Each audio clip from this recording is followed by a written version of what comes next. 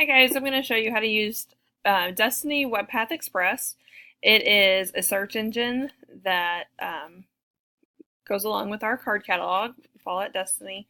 So to get there, you're going to go to mc.stjschools.org, which is our library website. Then you're going to want to click on St. James Middle School. Once on this page, you need to log in, and your login information is the same as what you get on the computer with. So your graduation year and your initials. And then your password is your individual password that you created yourself to get on the computer. Okay, so once you're in, you'll see this bar over on the left with a few different options. You're going to want to click on WebPath Express. And this takes you to the search engine homepage. And so what this does is when we search something up, it will bring up URLs, so websites that are already vetted through to make sure that they are credible and quality resources. So I'm going to show you an example. American Revolution is what I'm searching. Here's our preliminary search results. So this is just searching American Revolution with no filters.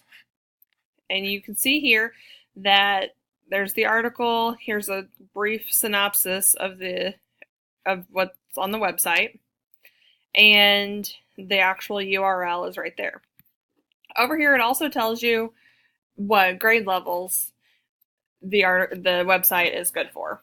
So you can see that it's for upper elementary, grades 3 through 5, and then middle school 6 through 8. You can narrow down your search by using these filters. So if you were looking for just an image for your project, you would click on image collection. If you just wanted a video, you click on video, and all of these different options right here. If you wanted something from a specific source, like an encyclopedia, a map or an atlas, a news source, you can click on one of these. It also gives you a list of related topics. And then you can also narrow down the grade level. So I'm going to go ahead and select 6 through 8. Your Lexile, that's what reading level the website is written in. And you kind of want to pay attention to that, because if it's too high of a Lexile level, then you know that it's going to be tough reading, really probably hard to understand. You can also select a certain domain.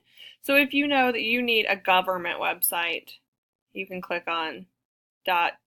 I'm going to go ahead and do that, and then you can also select a language. Okay, so since I've selected a couple filters, I'm going to go ahead and get results again. And you can see here that now my results are narrowed down. All of the URLs have .gov at the end.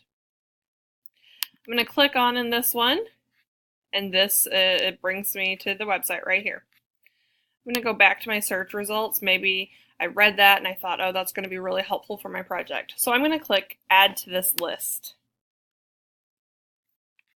And then say I like this one too, that I clicked on this, and I'm going to use this in my project as well.